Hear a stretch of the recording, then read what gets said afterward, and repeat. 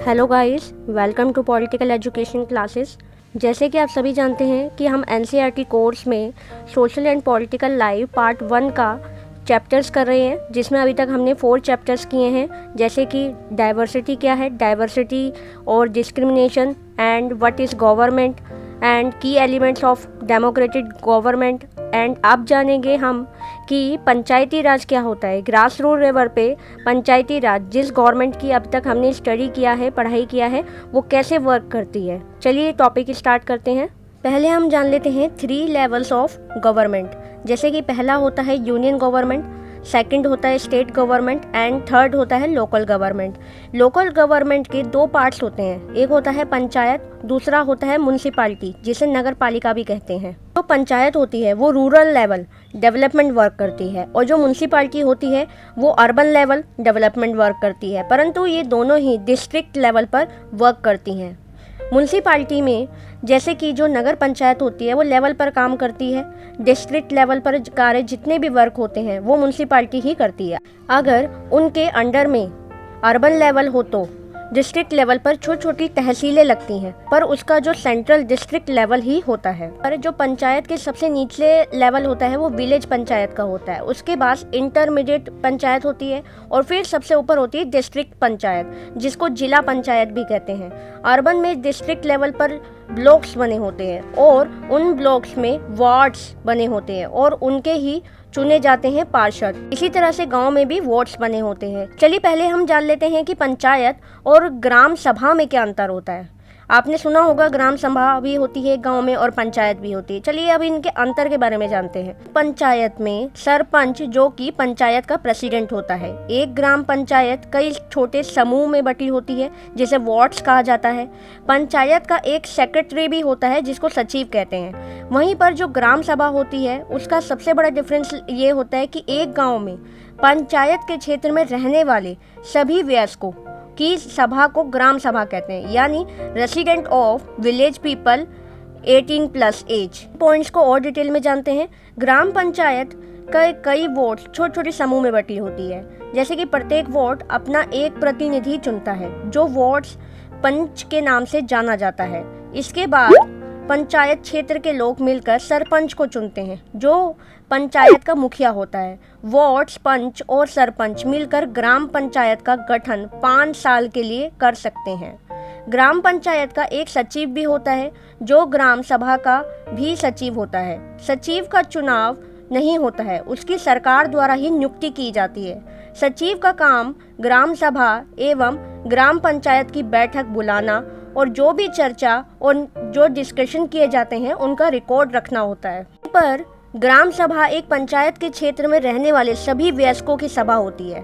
इसमें सिर्फ एक विलेज हो या फिर एक से ज़्यादा भी हो सकते हैं। एग्जाम्पल के तौर पर कई राज्यों में हर विलेज की ग्राम सभा की बैठक अलग अलग होती है। कई लोगों में व्यक्ति जिसकी एज 18 वर्ष से अधिक हो वही वोट देने का अधिकार भी प्राप्त होता है उनको, जिनका नाम विलेज की मतदाता सूची में होता है।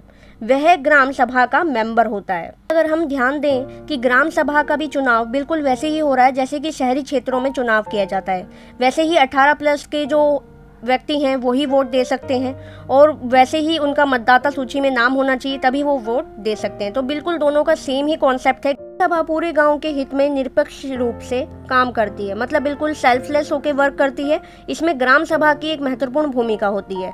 ग्राम सभा की बैठक में ग्राम पंचायत अपनी योजनाएं, मतलब अपनी पॉलिसी लोगों के सामने रखती है और ग्राम सभा पंचायत को मनमाने ढंग से काम करने से भी रोक सकती है। साथ ही पैसों का जो मिसयूज या कोई गलत काम में ना हो उसका यूज, उसकी भी निगरानी कर सकती है। इस प्रकार से ग्राम सभा चुने हुए प्रतिनिधियों पर नजर रखने और लोगों के प्रति उन्हें जिम्मेदार एवं जवाबदेही बनाने में महत्वपूर्ण भूमिका निभाती है। यानी ग्राम सभा ही देखती है कि जो पंचायत में चुने हुए लोग हैं, जो सरपंच बने हैं, जो उसके मेंबर हैं, कि वो रिस्पॉन्सिबिलिटी और आंसरेबल हो किसके लिए, लोगों के लिए, ग्राम सभा के लिए। ग्राम सभा और ग्राम पंचायत एक दूसरे के साथ रहकर ही वर्क करते हैं, किसके लिए, विलेज के डेवलपमेंट के लिए। ग्राम पंचायत और ग्राम सभा के वर्क को और अधिक डिटेल में जानने के लिए एक स्टोरी के थ्रू हम जानते हैं हरदास गांव की। लेकिन उससे पहले आप देखते हैं कि पिक्चर्स में जो लोग बैठे हुए हैं वो ग्राम सभा है। जिसके और जो बोल रहा है, जो बीच में लीडर है, वो एक सरपंच है जिसके सर पर पगड़ी बनी हुई है। वो उसकी एक सिंबल होता है सरपंच का। और जो साइड में लिख रहा है, बातों को नोट कर रहा है, वो होता है सचिव। सेक्रेटरी होता है किसका? ग्राम सभा का, पंचायत का। आज गांव में एक पंचायत के चुनावों के बाद आज पहली बार ग्राम सभा की बैठक हो रही है और यह जानने के लिए लोग बहुत एक्साइटेड हैं कि नई पंचायत ने उनके लिए क्या क्या योजनाएं बनाई हैं, क्या क्या मतलब पॉलिसी लेकर आए हैं, जिसमें सरपंच और पंच ने सड़क की मरम्मत का खर्चा का ब्यौरा दिया। इसके बाद पानी की कमी पर चर्चा होने लगी, क्योंकि यह गांव में पानी की कमी सबसे बड़ा इशू है, सबसे बड़ी प्रॉब्लम है पानी की। जो औरतें हैं, जो वुमेन्स हैं, वो 3 किलोमीटर दूर जाकर पानी लेकर आ रही हैं। ये सभी मेंबर्स में से सभी अलग अलग अपने व्यू देते हैं, अपनी अपनी बातें रखते हैं। जैसे किसी ने कहा कि पानी पाइप से टंकी में पानी भर कर रख लेना चाहिए, वहीं दूसरे को ये बहुत महंगा लगा, तो तीसरे ने बोला कि हेड पंप और गहरा कर देना चाहिए। परंतु ग्राम सभा के एक मेंबर ने कहा कि हमें पानी के संरक्षण के लिए वाटर शेड का यूज करना चाहिए। तरीका उसने अपने भाई के गांव में देखा था, जहां छोटी छोटी बांध बनाए, टंकियां बनाई गई थी। यह विचार सभी को बहुत पसंद आया और इसको इम्प्लीमेंट करना चाहते थे। तो वहीं ग्राम सभा में चर्चा के लिए नेक्स्ट मुद्दा था गरीबी रेखा के नीचे आने वाले लोगों की सूची पर सबका मंजूरी लेना। लेकिन सभी लोगों ने अपनी आपसी चर्चा होने लगी कि किसका नाम इस सूची में डालना चाहिए और किसका नहीं डालना चाहिए। परंतु सरपंच का एक कार्य बहुत इंपॉर्टेंट होता है इसमें, कि किसका नाम सूची में होना चाहिए और किसका नहीं होना चाहिए। ये कार्य को देखना और तय करना कि वह सरकार द्वारा तय की गई राशि से कम हो तो उसका नाम इस सूची में शामिल कर देना चाहिए। सरपंच का काम होता है, जैसे कि जो उन्होंने विचार रखे ग्राम सभा में और जो जिस पर सभी ने मंजूरी दी, तो उस काम को इम्प्लीमेंट करना, जो कि था जैसे वाटर शेड। वहीं पर जो गरीबी रेखा के नीचे किन लोगों का नाम आना चाहिए और नहीं आना चाहिए, वो भी देखेगा कौन? सरपंच। लेकिन गवर्नमेंट की तय की गई नीति या पॉलिसी, जिसके अंतर्गत वो नाम दर्ज कर सकता है कौन गांव में गरीबी रेखा के नीचे आ रहा है, मतलब किसको इस पॉलिसी की ज़्यादा नीड है और जिसको नहीं है। तो ये सब तय करना भी सरपंच का कार्य होता है। इन सरपंच के काम पर नज़र रखने के लिए होती है ग्राम सभा, ताकि सरपंच अपनी पावर का मिसयूज ना करे और अपने मनमानी ढंग से काम को ना करे। तो इसलिए वो ग्राम सभा ये सब देखती है कि पंचायत रूल्स एंड रेगुलेशन के अंतर्गत ही कार्य को पूर्ण करे। जानते हैं ग्राम पंचायत के वर्क के बारे में कि उसका क्या क्या काम होता है। ग्राम पंचायत की नियमित रूप से बैठक होती है और उसका मुख्य काम उसके क्षेत्र में आने वाले विलेजेस में विकास यानी डेवलपमेंट का एक महत्वपूर्ण कार्य होता है, जिसको लागू करवाना भी ग्राम पंचायत का कार्य होता है। जैसे कि ग्राम सभा ही पंचायत के काम को स्वीकृति यानी एक्सेप्टेबल देती है, तभी पंचायत अपना काम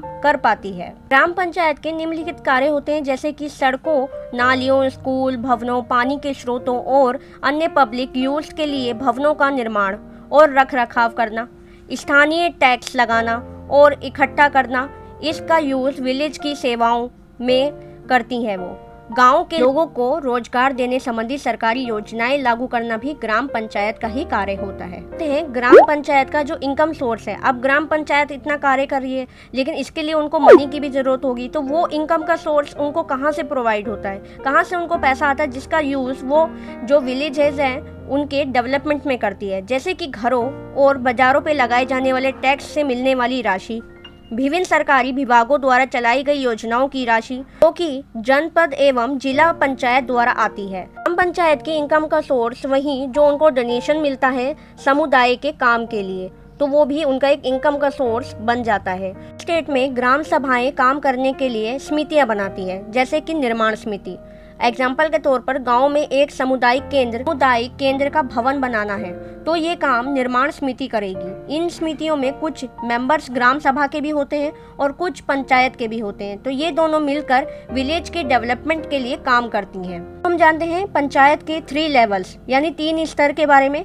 हरदास गांव में जैसे हमने देखा था कि ग्राम सभा और पंचायत के बारे में जाना था। पंचायती राज व्यवस्था एक ऐसी प्रक्रिया है जिसके द्वारा लोग अपनी सरकार के भाग लेते हैं और पंचायती राज व्यवस्था लोकतांत्रिक गवर्नमेंट की पहली सीढ़ी है। ग्राम पंचायत ग्राम सभा के प्रति जवाबदेही होती है, क्योंकि ग्राम सभा के लोग ही उसको चुनते हैं, तो ये उसका एक पहला स्तर होता है। पंचायती राज व्यवस्था में लोगों की भागीदारी दो और स्तरों पर होती है, जैसे कि ग्राम पंचायत के बाद दूसरा स्तर होता है विकास खंड का। जनपद पंचायत या पंचायत समिति भी कहते हैं। एक पंचायत समिति में कई ग्राम पंचायत होती हैं। पंचायत समिति के ऊपर जिला पंचायत या जिला परिषद होती है। यह तीसरा स्तर होता है कि जब जिला परिषद एक जिले के स्तर के विकास के लिए पॉलिसी बनाती है और पंचायत समिति की मदद से जिला परिषद सभी पंचायतों में जो इनकम होती है, जो राशि होती है, उसको बराबर मात्रा में बांट देती है।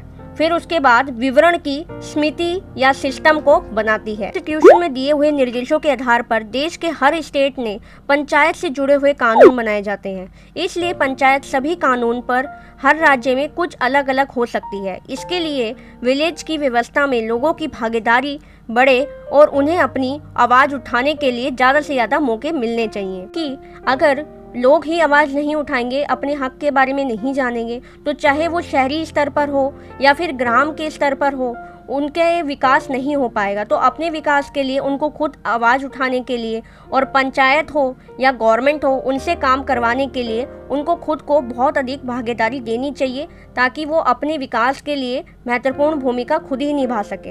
NCERT social and political life के हर चैप्टर को बहुत अच्छे से समझने के लिए चैप्टर वाइज ही पढ़ना होगा, क्योंकि एक चैप्टर दूसरे से कनेक्टेड है। जैसे कि मैंने पहले भी कहा था, अगर हम सोचें कि एक चैप्टर पढ़ लेते हैं, दूसरा स्किप कर देंगे, तो इससे क्या होगा, जो अंडरस्टैंडिंग होगी वो हमारी अधूरी रह जाएगी। तो इसलिए जो चैप्टर्स हैं उनको हमें बिल्कुल फॉलो में करना है, ताकि हमें एक एक चैप्टर्स क्लियर होता जाए और हमें अच्छे से समझ में आए। गाइस, क्या आपको ये चैप्टर बहुत अच्छे से समझ में आया होगा कि पंचायती राज क्या होता है और वो कैसे एक ग्रास रूट लेवल पे वर्क करती है।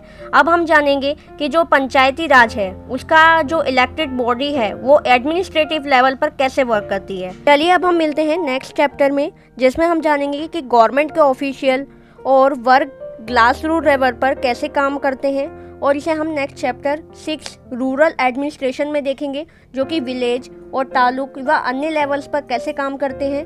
एक्चुअली क्या है कि गवर्नमेंट के दो स्तर होते हैं, एक होता है इलेक्टेड बॉडी और दूसरा होता है एडमिनिस्ट्रेशन। इलेक्टेड बॉडी को जहां पर लोगों के द्वारा चुना जाता है, वहीं पर एडमिनिस्ट्रेशन में लोग गवर्नमेंट के एग्ज़ाम देकर उसको क्लियर करके उसका पार्ट बनते हैं। तो रूरल लेवल पे एडमिनिस्ट्रेशन बॉडी के बारे में जानेंगे चैप्टर 6 में। अगर आपको वीडियो पसंद आया हो तो प्लीज़ एक लाइक ज़रूर कीजिए, शेयर कीजिए और सब्सक्राइब करना मत भूलिएगा। और अगर हमसे जुड़े रहना चाहते हैं तो इंस्टाग्राम, फेसबुक और ट्विटर पे हमें फॉलो कीजिए, लिंक डिस्क्रिप्शन बॉक्स में है। Thank you.